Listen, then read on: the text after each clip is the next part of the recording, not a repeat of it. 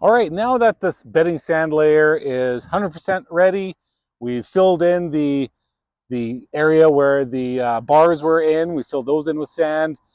And now the next thing to do when you're doing any type of paving stone pattern is to figure out your lines, like your borders, your outside edges, where you're starting a pattern. Perhaps if you're doing like a circle type of thing, you want to know where your center is. In this case, we're doing a straight line. I was going off of things that we've previously done in this display.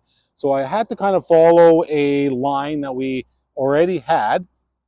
And so that's what this blue line is here. And another important thing that's going to make your life so much easier laying paving stone is to ensure that you have a square corner. For most patterns, a square corner is really going to make a difference with laying in your brick. If you don't start in a square corner, what's going to happen is things are going to start fitting in really tight or maybe really loose. And you're going to have a lot of problems, especially as you get going. The further you go, the worse the problem will be. So in this case, I have my lines.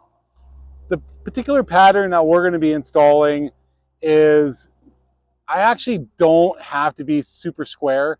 Obviously, I want it to look good, so that's why I'm taking the time to do it. But you'll see later as we lay the stone, this particular stone isn't so fussy, but I am. So I'll lay the start of my border in first, and then from there we'll continue. And as you're laying bricks, what you want to do is what they call the clink and set method.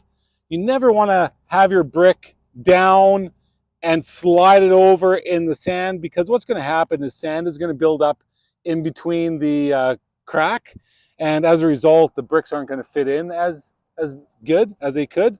So, and you'll notice that most bricks have a spacer bar, so it's like a little bit of a bump out on the edges, and that's really important because even when the bricks are placed 100% together, they're still going to maintain a gap, and that gap is going to be important for the jointing sand that you're going to be putting in later. It'll really provide a good interlock.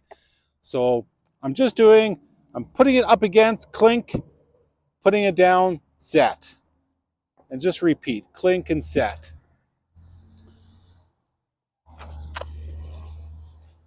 And I'm just making sure that I can just barely see my blue chalk line.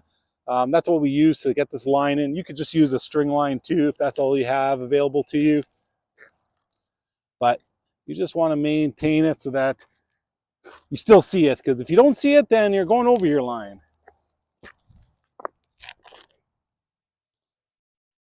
And sometimes you're going to have to cut here. My edge is bumping into the wall here. Right now, I'm just going to set them in to get my spacing, but what I'll be doing is actually cutting those little edges off.